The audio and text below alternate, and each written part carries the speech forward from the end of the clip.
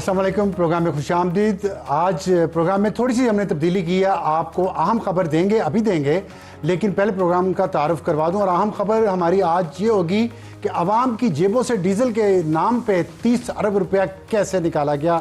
Exclusive खबर ये आपको देंगे, लेकिन पहले प्रोग्राम का तारुफ हमारी आज की टॉप स्टोरी होगी। डीजल, चीनी, नए सूबे। मिफ्ता इस्माइल साहब हमारे साथ होंगे, साबिक वज़ीर ख़जाना और सेक्रेटरी आवाम पाकिस्तान पार्टी के। उनसे पूछेंगे कि ये जो डीज़ल के मामले पे और पेट्रोल के मामले पे हुकूमत आवाम के साथ क्या कर रही है, और चीनी की कभी इंपोर्ट कभी एक्सपोर्ट, उस पर मफादात का टकराव कहाँ पे है, और नए सूबों पे आवाम पाकिस्तान पार्टी का क्या पॉलिसी है। इसका आज का हॉट इशू होगा। क्या तारीख अपने आप को दोहराने जा रही है। हमारे मेहमान होंगे सेनेटर कामरान मुर्तज़ा साहब, रहनुमा हैं JUI फजल रहमान ग्रुप के। उन्होंने मुत्तहिदा अपोजिशन बनाने का ऐलान किया मौलाना ने, और उसके बाद एक ये बातें शुरू हो गई हैं कि क्या नो कॉन्फिडेंस मोशन आएगी, उसी तरह शहबाज शरीफ के खिलाफ जिस तरह इमरान खान के खिलाफ 2022 पे आई थी। इस पे पूछेंगे कामरान मुर्तज़ा साहब से कि उनका क्या प्लान है। और हमारा आज का टेल एंडर होगा ताहिरा हबीब जालिब, जो मरहूम हबीब जालिब शायर की बेटी हैं। उन्होंने एक अपील की है, वो अपील क्या है इसके बारे में टेल एंडर में। और हमारा आज का एडिटोरियल होगा कराची पब्लिक पार्क्स पर कमर्शियल कब्ज़ा क्यों किया जा रहा है और आवाम को महरूम क्यों किया जा रहा है। इस पर हम चलते हैं आज की अहम खबर जो एक्सक्लूसिव है। और डीजल आवाम को 30 अरब रुपए का झटका दिया गया है। एक लेटर है गवर्नमेंट ऑफ पाकिस्तान का, मिनिस्ट्री ऑफ एनर्जी ने जो लिखा है ओगरा को revise pricing mechanism for high speed diesel during Iran US war times. और उसके मुताबिक उन्होंने एक फार्मूला चेंज किया है। आपने देखा कुछ दिन पहले, 3 दिन पहले, 4 दिन पहले हुकूमत ने अचानक डीजल की कीमत 32 रुपए या 33 रुपए पर लीटर कम कर दी। और हम सब बैठे सोच रहे थे कि दुनिया में तो तेल की कीमतें वैसी की वैसी ही हैं, ये अचानक 32-33 रुपए 1 लीटर कम कैसे कर दिया हुकूमत ने। ऐसा कौन सा खजाना आ गया हुकूमत के पास कि उन्होंने कीमत कम कर दी। अगर आप इसको गहराई में जाके देखें तो आपको अंदाज़ा होगा कि सिर्फ एक फार्मूला चेंज किया है। कुछ लोगों ने बैठ के पॉलिसी मेकर्स ने, और उससे 33 रुपए 1 लीटर तेल की डीजल की कीमत कम हो गई। और ये फार्मूला क्या है ये मैं आपको थोड़ा समझाना चाहता हूं। अगर आपको याद हो तो 7 मार्च को डीजल की कीमत 75 रुपए फी लीटर बढ़ाई गई थी, जिसके बारे में अलग से बातें हो रही हैं कि इसकी तहकीकात होनी चाहिए कि वो 75 रुपए 7 मार्च को पर लीटर क्यों बढ़ाई गई थी। अब ये जो हुआ है फार्मूला चेंज हुआ है, तो आपको बताना ये चाहता हूं कि एक पेन की एक जुम्बिश से ये हुकूमतें आवाम के ऊपर कितना बोझ कम कर सकते हैं, लेकिन नहीं करते। और क्यों नहीं करते वो भी बताएंगे आपको। और उसमें हुआ ये है कि 30 अरब रुपए कैसे निकाले गए। इस लेटर के मुताबिक 17 अप्रैल 2026 से 17 जुलाई 2026 तक दुबई क्रूड फार्मूला के ऊपर इसकी कीमत निकाली जा रही थी, और फिर भी ये फार्मूला चेंज किया गया और डीजल फिनिश्ड प्रोडक्ट पे ये गए 31 रुपए इजाफा किया गया पर लीटर मजीद। ये उस 75 के अलावा है जो 7 मार्च को हुआ था। तो उसके बाद कीमत होगी 354 रुपए। उसके बाद ये हुआ, मैं आपको इसमें बताना चाहता हूँ कि जो पाकिस्तान में डीजल का माहाना इस्तेमाल है वो 67 करोड़ 80 लाख लीटर है, 67 करोड़। पुराने फार्मूले के तहत जो बदला गया, माहाना औसत कीमत 380 रुपये फी लीटर आ रही थी, और नए फार्मूले के तहत माहाना औसत कीमत आई 336 रुपये पर लीटर। दोनों की कीमतों में फ़र्क है 44 लीटर पे फी लीटर। लेकिन अभी आपको 32 रुपये अभी भी हुकूमत ने कम किए, लेकिन बनता ये 44 रुपये पर लीटर है। यानी कि फार्मूले के बदलने से आवाम से तेल कंपनियों ने 30 अरब रुपये इजाफी कमाए सिर्फ एक महीने में। आप सोचिए ये कई सालों से ये फार्मूला चल रहा है। तो यानी अब आकर 32 रुपये राहत दी है, लेकिन जिस हिसाब से आज कीमतों का तयन किया जा रहा है, पिछले महीने भी और उससे पिछले महीने भी इसी हिसाब से किया जाता तो हर लीटर पर आवाम के 44 रुपये बचाए जा सकते थे। ये उस 75 रुपये इजाफे के अलावा जो मैंने आपको पहले बताया, तो हर लीटर पर आवाम के 44 रुपये बचाए जा सकते थे, लेकिन वो आवाम के नहीं बचाए। और ये डीजल पे 44 रुपये आवाम के बचना, इसका आम आदमी की ज़िंदगी पे कितना असर पड़ता है ये मैं आपको समझाता हूँ। अभी ज़रा आगे चलते हैं। लेकिन क्योंकि पिछले महीने कीमतों का तयन तैयारशुदा डीजल के मुताबिक किया जाता रहा, और तैयारशुदा डीजल क्रूड ऑयल से तकरीबन 50% महंगा होता है।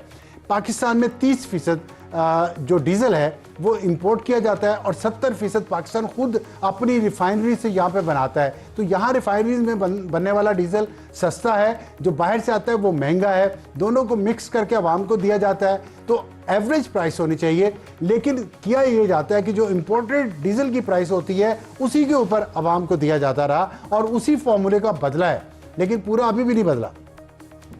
तो सवाल यह है कि सिर्फ एक महीना महंगे फॉर्मूले के तहत कीमतों का तयन करके किसे फ़ायदा पहुंचाया गया, और फ़ायदा जिसे भी पहुंचाया गया, नुकसान सिर्फ मिडिल क्लास और गरीब का हुआ है। फ़ायदा पहुंचाया गया है इन ऑयल मार्केटिंग की कंपनीज़ को और इन रिफाइनरीज़ को जो ये सारा काम करती हैं और जिनके बोर्ड पे बहुत बड़े बड़े ब्यूरोक्रेट्स हैं और बिजनेसमैन हैं, और जाहिर है उनको आम आदमी का तो कोई एहसास है नहीं।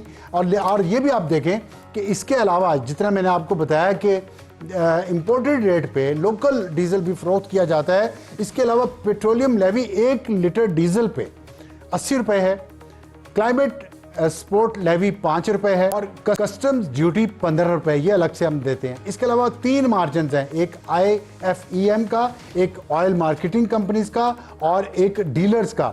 वो मिला के मार्जिन 21 रुपये पर लीटर वो बनता है, ये अलग से है।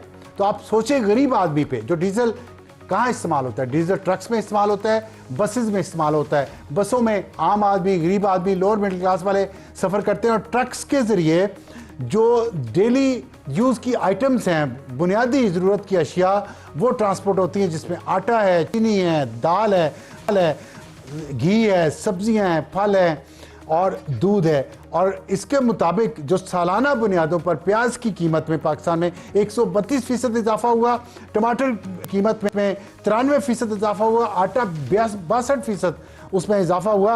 और ये अदारा शुमारियात के फिगर्स मैं आपको बता रहा हूँ, मैं कोई अपने फिगर्स नहीं बता रहा। तो सवाल ये है कि इसकी वजह क्या है कि हम दुबई क्रूड फार्मूले पे जो अब आए हैं, पहले हम इस पे क्यों नहीं आए, और अभी भी जब आए हैं तो 32 रुपये पर लीटर का फ़ायदा सिर्फ डीजल का क्यों दिया जा रहा है, 44 रुपये पर लीटर का फ़ायदा आवाम को क्यों नहीं दिया जा रहा।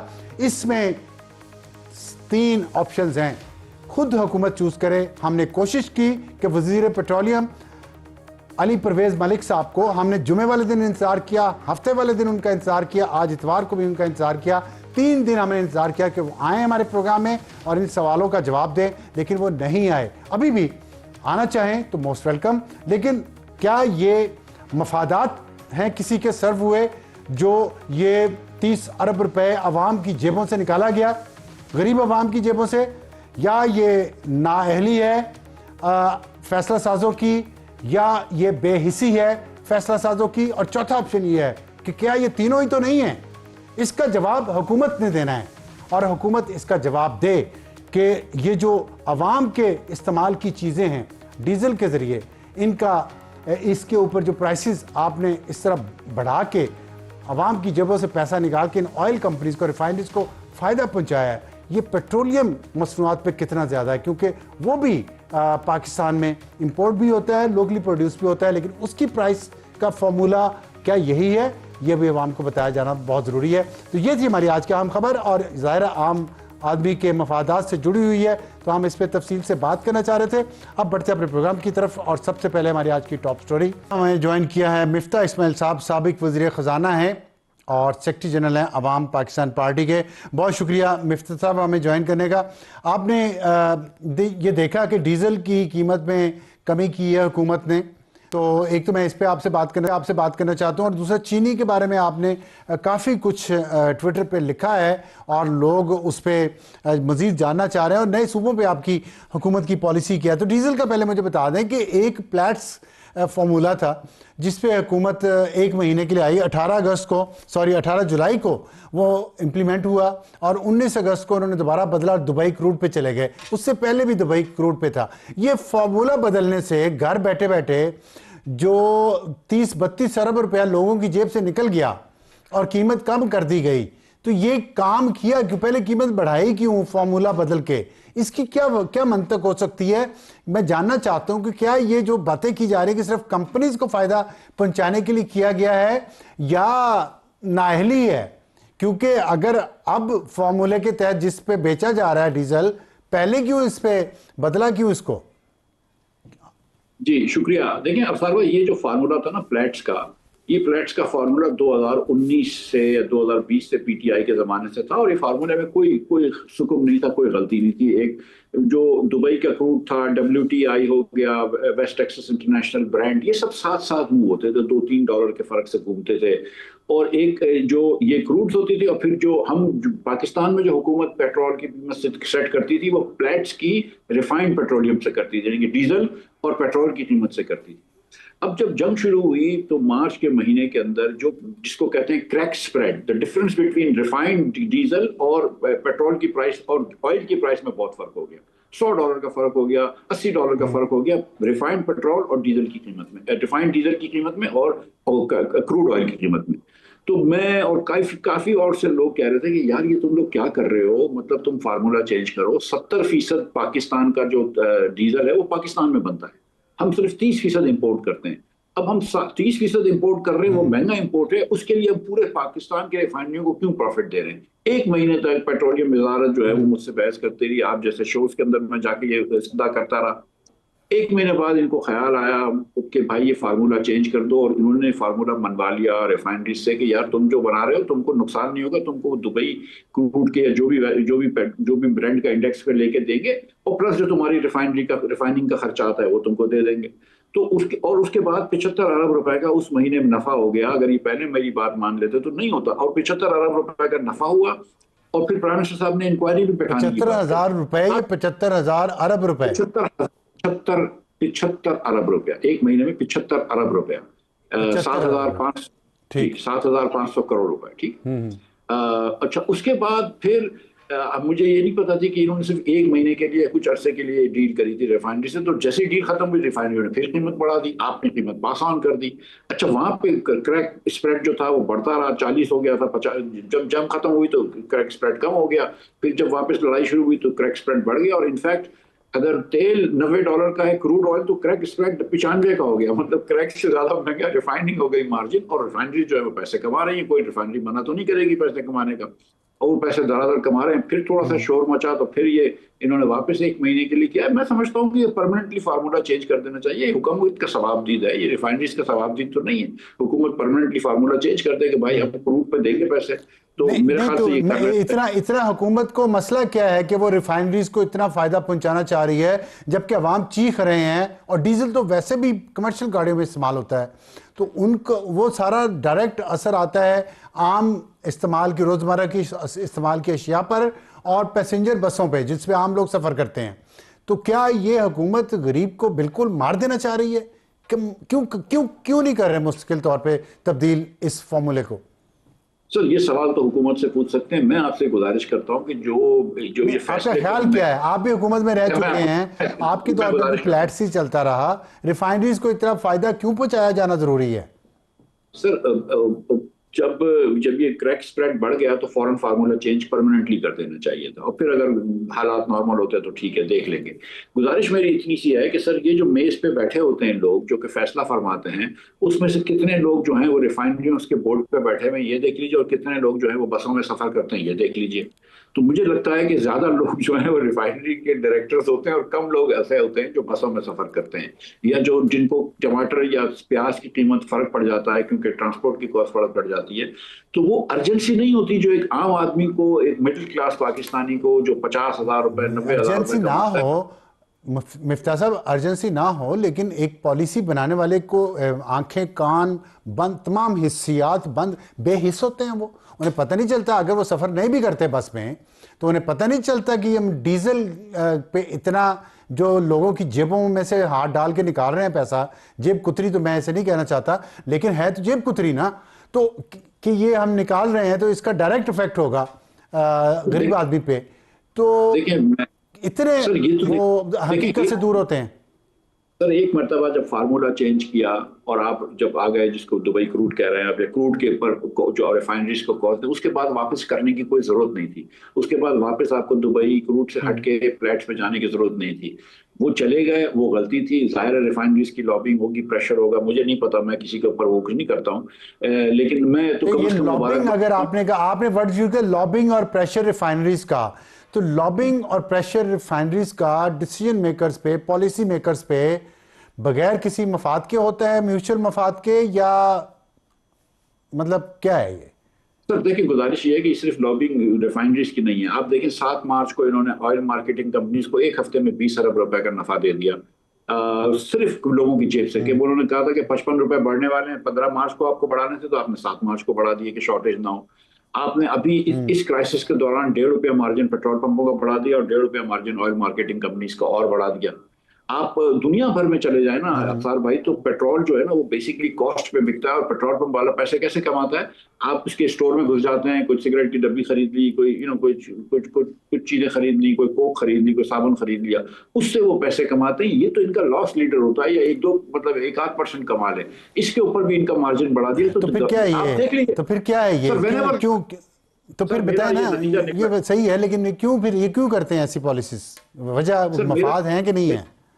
सर मैं देखिए, मेरा मेरा ये पता नहीं मुझे कि क्या मफाद है या नहीं, लेकिन मेरी गुजारिश ये है कि जब भी हमने देखा है कि कंपनी और आम लोगों के दरमियान मुकाबला होता है, तो ये वाली हुकूमत जो है वो कंपनियों के साथ खड़ी होती है, चाहे वो चीनी की कंपनी हो, चाहे वो ऑयल मार्केटिंग कंपनी हो, चाहे वो ऑयल रिफाइनिंग कंपनी हो। क्या वजह है इसकी? आपने चीनी की भी बात की है, चीनी पे भी आपने लिखा है कि एक्सपोर्ट कर दी पहले, फिर इंपोर्ट कर ली, तो वहां भी चीनी इंपोर्ट और एक्सपोर्ट करने वाले और चीनी बनाने वालों के साथ हैं, आम आवाम का कोई फिक्र नहीं है। ये क्या है? मतलब मुझे सिर्फ मैं आप इस हुकूमत में रहे हैं, हुकूमत चलाई हुई है आपने, मुझे बताएं क्या बगैर मफाद के इतना इतना अंधापन हो सकता है?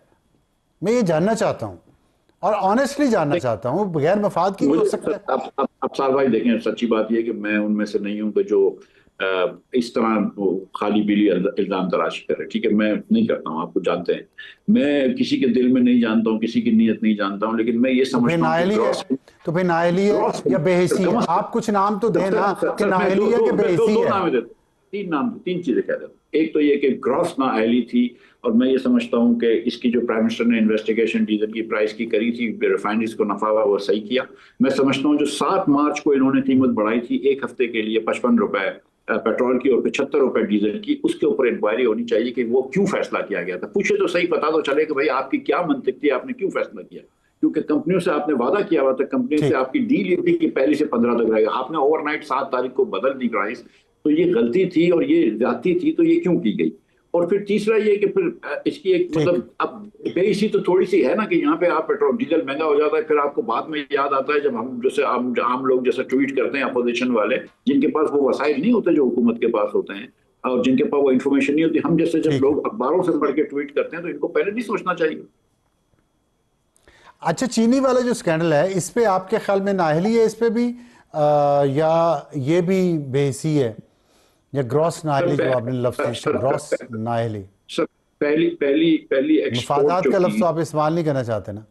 सर देखिए, पहली एक्सपोर्ट जो की, उस पर मैं आपको सिर्फ बता देता हूँ क्या है। पहला मुसद्दक मलिक साहब एक कमेटी के चेयरमैन होते थे, उन्होंने 2 लाख टन की एक्सपोर्ट की इजाजत भी दी, जिसको sugar price monitoring and export committee थी। उसके बाद उन्होंने मजीद इजाजत नहीं दी, जिस वजह से भी फिर मुसद्दक मलिक साहब को कमेटी से हटा दिया गया, कोई और साहब बैठ गए और उन्होंने 6 लाख टन की इजाजत दे दी। हमने टोटल 7,80,000 टन चीनी एक्सपोर्ट कर दी, और ये कहते रहे कि हमने चीनी वालों को कहा है कि प्राइस नहीं बढ़ेगी। ये बच्चों वाली बेवकूफों वाली बात है कि आप ये कर भी रहे हैं। भाई अगर चीनी 6 lakh ton, 7 lakh ton, 8 lakh ton उठ के निकल जाएगी, तो प्राइस तो बढ़ेगी। तो प्राइस बढ़ गई, 50 रुपए पर किलो प्राइस बढ़ी, हर पाकिस्तानी को 300-400 रुपए नुकसान हुआ। लेकिन जो 20-25 घर हैं जिनकी चीनी की मिलें हैं, उनको महीने का 25 अरब रुपए का फायदा हुआ। अब जब कीमत 220 रुपए से तजावुज कर गई, ये डर गए, तो इन्होंने क्या किया कि इन्होंने फिर 3 लाख टन इंपोर्ट की। उसके अंदर भी एक बहुत सिग्निफिकेंट गलती की, और मेरे ख्याल से वो भी उसके ऊपर भी पूछना चाहिए कि क्यों ऐसी गलती की। उन्होंने कहा हम टीसीपी से इंपोर्ट करवाएंगे। भाई प्राइवेट सेक्टर को इंपोर्ट करना है तो तुमको टीसीपी से क्या। टीसीपी ने उस वक्त $40 कम का टेंडर रिजेक्ट किया, बोलते हैं वो दाने छोटे बड़े थे, लेकिन दाने छोटे बड़े फिर भी आए इनके पास, और इन्होंने मार्केट से महंगी चीनी ली। जी सॉरी, अब मतलब अब मुझे सिर्फ मुख्तसरन बता दें कि प्रोग्राम ख़त्म करना है, वक्त ख़त्म हो रहा है हमारे पास, कि ये नाअहली है, ये भी ग्रॉस नाअहली है, मफादात हैं, ये बेहिसी है, क्योंकि आप बगैर सबूत के इल्जाम नहीं लगाना चाहते। सर ये मैं सर पाकिस्तान के अवाम के ऊपर छोड़ता हूँ या आपके ऊपर छोड़ता हूँ कि आप ये फैसला फरमा लीजिए। मैंने आपको हकाइक बता दिए कि पहले चीनी एक्सपोर्ट कर दी, मैं भी तो आप जितना सियाना तो अब हो ही गया हूँ, कि मेरे ऊपर ना छोड़ें, आप सियासतदान हैं, आपने पार्टी बनाई हुई है, आप एक स्टैंड लें, एक पोजीशन लें, आप बताएं कौम को कि क्या है ये। सर 6 लाख टन अगर इंपोर्ट नहीं करते, उस एक्सपोर्ट नहीं करते उस वक्त, और 3 लाख टन एक्सपोर्ट करते तो ना इंपोर्ट करने की जरूरत पड़ती और ना चीनी की कीमत बढ़ती। जाहिर है कि चीनी के मिल मालकान को फायदा पहुंचाया है इन्होंने, ठीक, इसमें क्या बहस है। उसके बाद चीनी चलिए ठीक एक्सपोर्ट है, इंपोर्ट मैं कर ली। आपसे ठीक है, मैं आपसे नए सूबों पे भी बात करना चाहता था कि इन तमाम मसाइल का हल क्या नए सूबे हैं, लेकिन वक्त हमारे पास ख़त्म हो गया। इंशाल्लाह फिर करेंगे। बहुत शुक्रिया मिफ्ता इस्माइल साहब हमसे बात करने का। वक्त टेल एंडर का, हमारा आज का टेल एंडर है ताहिरा हबीब जालिब, जो मरहूम शायर, बहुत मशहूर शायर हबीब जालिब की साहबजादी हैं। सुनिए ज़रा वो क्या कह रही हैं लाहौर में उनके साथ क्या हो रहा है। टेरा फोर्स और म्यूनिसिपल वाले भी आए और मुझे ये कहा कि आपने कल से जो है ये ढाबा नहीं लगाना। ना तो उन्होंने मुझे गाड़ी इंस्टॉलमेंट पे दी, एप्लीकेशन रिजेक्ट कर दी मेरी, लेकिन मैंने किसी के नाम पे गाड़ी निकलवाई है, वो इन ड्राइव पे चला रही हूँ। फिर मैंने मॉडल रेडी के लिए भी इनको एप्लीकेशन दी, उसका भी मुझे कोई जवाब नहीं आया। क्या करूँ मुझे बताएं आप, कहाँ जाऊं, मेहनत भी ना करूं, ये लोग मेहनत भी नहीं करने देते। सरमाया कहाँ से लेके अरबों का, लाखों का, करोड़ों का, क्या करें, किसको कहें, किससे बात करें। थोड़ी सी जगह मैंने सवाल जो उठाया है ताहिरा हबीब जालिब ने कि वो क्या करें और वो कहाँ जाएं, क्या उनका हक नहीं है कि वो भी इस मुआशरे में एक इज्जत के साथ अपना रोज़गार चला सकें और कमा सकें और अपने फैमिली का पेट पाल सकें। तो ये सवाल है पंजाब हुकूमत से भी और पैरा से भी कि क्या उन्होंने जो दरख्वास्त दी है, आप बहुत अच्छा काम कर रहे हैं, हमने देखा है सोशल मीडिया पे कई दफ़ा, और उसमें लोगों को ठेले भी लगा के दिए हैं, ढाबे भी बना के दिए हैं। तो क्या ये ताहिरा हबीब जालिब अगर ये काम करना चाहती हैं तो उनका हक क्यों उनको नहीं दिया जा रहा है और उनको क्यों वहाँ से बेदखल किया जा रहा है? उनको भी ऐसी ही जगह कोई क्यों नहीं दी जाती? उनकी दरख्वास्त पे अमल क्यों नहीं किया जाता? इतना तो हम हबीब जालिब की रूह को सवाब पहुँचाने के लिए कर सकते हैं, क्योंकि हम सब, मैं और आप, उनके शेर तो बड़े शौक़ से पढ़ते हैं, लेकिन उनके शेरों पे अमल भी तो करना चाहिए। वक्त है ब्रेक का, ब्रेक के बाद वापस आएंगे तो आज का हॉट इशू प्रोग्राम में दोबारा खुशामदीद। वक्त है हमारे आज के हॉट इशू का। हमारा हॉट इशू आज का ये है कि क्या तारीख अपने आप को दोहराएगी। हमें ज्वाइन किया सेनेटर कामरान मुर्तज़ा साहब ने, रहनुमा जमीयत उलमा इस्लाम फजलुर रहमान ग्रुप के, और तारीख अपने आप को कैसे दोहराएगी, ये एक बड़ा अहम सवाल इस तरह से है कि 2022 में आपको याद होगा कि उस वक्त भी एक मुत्तहिदा अपोजिशन बनी थी और जिसकी सरबराही मौलाना फजलुर रहमान साहब के पास थी, और फिर PDM बनी और PDM ने एक अदम एतमाद की तहरीक पेश की जिसमें उस वक्त के वज़ीर-ए-आज़म इमरान खान को निकाल दिया गया, और उसके बाद शहबाज शरीफ वज़ीर-ए-आज़म बने, जो आज तक वज़ीर-ए-आज़म हैं, क्योंकि दरमियान में इंतखाबात भी हुए। तो क्या अब फिर 2 साल बाद जो मुत्तहिदा अपोजिशन बनी है और जिसमें मौलाना फजल रहमान जिसको लीड कर रहे हैं, उसका एजेंडा क्या है, इस पे हम बात करेंगे। कामरान मुर्तज़ा साहब, क्या आप समझते हैं कि तारीख अपने आप को दोहराने जा रही है? क्योंकि मौलाना फजल रहमान साहब अपोजिशन को जब भी लीड करते हैं कोई ना कोई तब्दीली ज़रूर आती है, तो इस दफ़ा आप कौन सी तब्दीली लाने जा रहे हैं? अभी तक तो इसके मकासद, इस इत्तेहाद के मकासद महदूद हैं और सिर्फ पार्लिमान के अंदर हैं। वैसे तो पुराने इत्तेहाद जिसका आप जिक्र कर रहे हैं, वो उसकी तारीख तो इतनी मस्ख की गई कि अपने सरबराह को निकाल दिया गया। तो ऐसा भी होता है। खैर ऐसा अब तो नहीं हो जाएगा कहीं? हम होतात है, हमने बहुत सीखा है।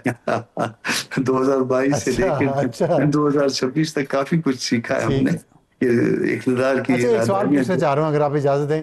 आप देखिए पार्लियामेंट के अंदर का ही एजेंडा है, तो नो कॉन्फिडेंस भी तो पार्लियामेंट के अंदर से ही होती है। अगर आपने पीपल्स पाया है कि आप हमें ज्वाइन कर लें, अगर वो भी ज्वाइन कर ले तो अक्सरियत तो फिर क्या रहेगी हुकूमत के पास? फिर तो हुकूमत जो है वो फिर उसको गिरना ही होगा, और उसका एक तरीका जो दस्तूर में दिया गया है अब वो ये भी है, और ये मेरा ख्याल निस्बतन आसान तरीका है कि बजाय इस मामले को सड़कों पे हल किया जाए, अगर पीपल्स पार्टी ये समझती है कि सूबों के मामले में दस्तूर की खिलाफ वर्जी की जा रही है या दस्तूर के खिलाफ सोचा जा रहा है, तो फिर मेरा ख्याल है कि महदूद मकासद पे वो भी जो है इकट्ठे हो सकते हैं हमें।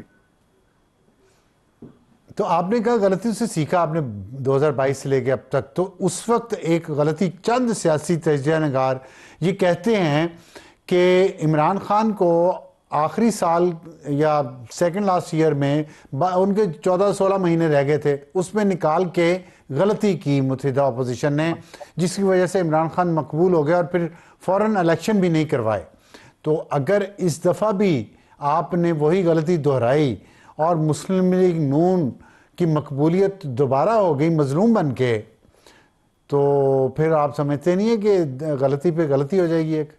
वो जुल्म इतना पूरा नहीं करने देते आप? हाँ नहीं, एक तो जुल्म इतना बढ़ गया कि एक ऐसी हुकूमत जो जीती हुई नहीं है, जो सिर्फ 1.5 दर्जन इफराद जिसके जीते थे और उसकी बलबोते पे ये मामला जो है वो चल रहा है। बलबोता तो खैर किसी और चीज का है और उस पे ये इस मामले को चलाया जा रहा है और अवाम जो है उनको ये बात वाज़ेह तौर पे पता है कि इनफैक्ट जो है इनमें से मेजॉरिटी जो है वो जीते हुए नहीं है। अब तो अलाई पार्टी भी, पीपल्स पार्टी भी फॉर्म 47 का ताना दे रही है।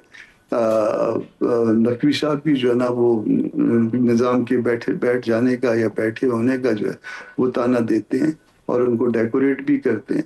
तो मेरा ख्याल है कि अब वैसा नहीं है, मगर जहाँ तक पिछली दफ़ा की बात है वहाँ जैसे दी मोमेंट ये नो कॉन्फिडेंस जो है ना वो कैरी हो गई थी, तो मौलाना ने मेरी मौजूदगी में बिलावल साहब को, शहबाज साहब को कहा कि बस ये बात ख़त्म हो गई है। अब जो है ना अगर कोई ज़रूरी अमेंडमेंट्स हैं इलेक्शन एक्ट में जिसमें फेयर और फ्री का जो है उसको इंश्योर किया जा सकता है इलेक्शन को, वो करवाइए फौरी तौर पे अमेंडमेंट और इलेक्शन में चले जाइए। मगर फिर बवजह जो है ना वो दूसरे उसमें तरफ से शायद कोई, जाहिर है जब आप मिलजुल के चल रहे होते हैं तो दूसरों की बात भी माननी पड़ती है या उनकी बात भी रखनी होती है, सिर्फ आपकी बात नहीं रहती। तो ये बात हुई थी उसी तो इस दफा अगर हुकूमत की तब्दीली हुई तो क्या फौरी इलेक्शन में जाएंगे या फिर दूसरों की बात मानी जाएगी? मेरा ख्याल है पीटीआई या दूसरे पीपल्स पार्टी कहे कि नहीं जी थोड़ा सा उसमें ऐसा है कि पहले क्या करेंगे ये तो मैं नहीं बता सकता, ये तो फिर जो ना एक गैब वाली बात हो जाएगी उस इलम की। मगर जो ना वो जाना बनता है, उसकी वजह है पीपल्स पार्टी कह रही है फॉर्म 47 की हुकूमत, पीटीआई कह रही है फॉर्म 47 की हुकूमत, हम कह रहे हैं फॉर्म 47 की, opposition leader Mahmood Khan form 47 की। तो फिर हमारा अखलाकी जवाज नहीं बनेगा कि इस पार्लियामान को जो ना वो मजीद तसलसल दें और इसको कहें कि जी अब इसी से बढ़ो करते हैं। हमारा अखलाकी जवाज नहीं होगा। होता तो क्या है ये मुझे नहीं पता। ठीक, सेनेटर साहब आपने फरमाया कि ये फौरी इलेक्शन में आपके ख्याल में जाना चाहिए अगर हुकूमत की तब्दीली होती है पार्लियामेंट के अंदर से। तो अगर आप यहाँ तक सोच रहे हैं तो इसका मतलब है कि पॉसिबिलिटी तो है ना कि तमाम सियासी जमातें जो हुकूमत की मुखालिफ हैं वो इकट्ठी हो जाएं और नो कॉन्फिडेंस मोशन आ जाए। पॉसिबिलिटी तो रूल आउट आप फिर नहीं कर रहे? नहीं, इस पॉसिबिलिटी को रूल आउट नहीं किया जा सकता क्योंकि हमारे इत्तेहाद पार्लियामान के अंदर है और पार्लियामान के अंदर ही नो कॉन्फिडेंस का जो ना ऑप्शन मौजूद है। ठीक है, तो आपने एक चीज़ कही अभी अपनी गुफ्तगू में ही, आपने कहा कि ये हुकूमत जिस चीज़ के बलबोते पे खड़ी है, तो वो चीज़ जो है वो ज़ाहिर है 2022 में भी उस चीज़ ने उस वक्त की अपोजिशन का साथ दिया। अभी इस वक्त उस चीज़ के बगैर आप हुकूमत तब्दील कर सकेंगे? नहीं, उस चीज़ का उस तरह से ऐसा आप जिस तरह से समझ रहे हैं कि उस चीज़ ने जो ना अपोजिशन का साथ दिया, ऐसा नहीं था। उसमें जो है वो चीज़ जो है उसके 2 हिस्से हो गए थे और वो दोनों हिस्से अपने अपने लालच में थे। नाम लेना मुनासिब नहीं है, दोनों अब माजी का वो हो गए हैं और इसलिए वो दोनों जो है ना वो अपने अपने और उनकी जो उनके दरमियान वो जो दरार पड़ गई थी ये उस वजह से हुआ था, वरना वहां भी जो है ना वो मंसूबा तो आगे 10 साल का था।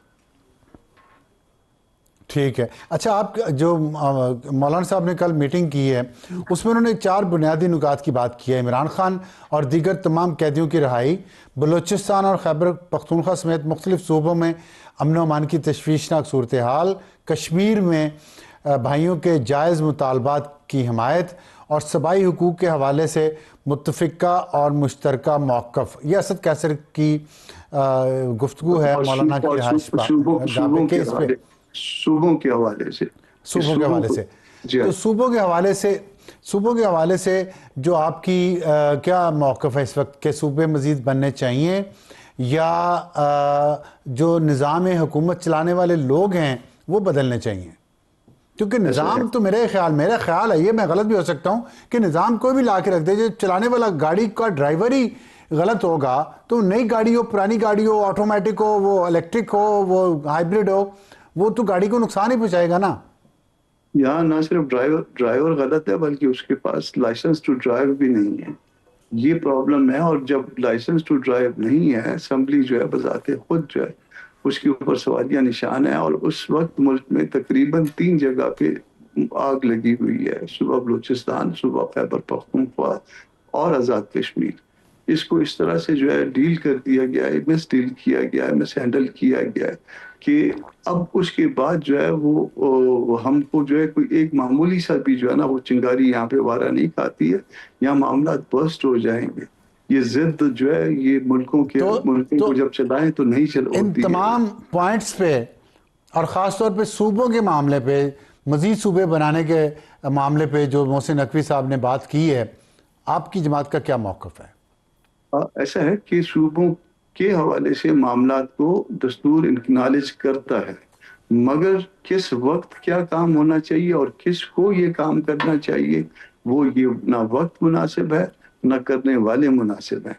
जहाँ से ये बात आ रही है तो इसका मतलब अगर हुकूमत उनका भी आप सूबों मज़ीद सूबे तभी बना, ठीक है, जहाँ से ये बात आ रही है उनका भी हक नहीं, लेकिन इसका मतलब कि जब भी आप सूबे बनाएंगे या उसकी सपोर्ट करेंगे उस वक्त करेंगे जब ये हुकूमत तब्दील हो चुकी होगी। बिल्कुल, जब हुकूमत तब्दील हो जाएगी, एक फेयर और फ्री इलेक्शन के नतीजे में हुकूमत आएगी, और तब अगर उस में जो है ना वो डिबेट होने के बाद कोई ऐसी बात आएगी तो यकीनन जो है उस पर बात हो सकती है। मगर सपोर्ट जरूरी नहीं है, उसको किसी चीज को अपोज भी किया जा सकता है, किसी को सपोर्ट भी, मगर आज के हालात में ये हक नहीं है हमारा। ठीक, बहुत शुक्रिया सेनेटर कामरान से बात करने का। वक्त तो एक ब्रेक का, ब्रेक के बाद वापस आएंगे तो हमारा आज का एडिटोरियल। और वक्त है हमारा आज के एडिटोरियल का। कराची पब्लिक पार्क्स पर कमर्शियल कब्जा और कर कौन रहा है? कराची की इंतज़ामिया जो मुंतखब है, मेयर वहाँ के मुंतखब है और उनके नीचे ये सब कुछ हो रहा है। और इसकी सबसे बड़ी मिसाल ये उमर शरीफ पार्क है जो आप इस वक्त स्क्रीन पे देख रहे होंगे। ये क्लिफ्टन का एक छोटा सा कम्युनिटी पार्क था, लेकिन अब वहाँ की जो इंतज़ामिया है कराची की वो ये कर रही है कि जो लोकल पब्लिक पार्क्स हैं उनको पैडल कोर्ट्स में तब्दील किया जा रहा है, और पैडल कोर्ट्स में तब्दील करके वहाँ पर उसको पब्लिक पार्क को पब्लिक के लिए बंद कर दिया जाता है।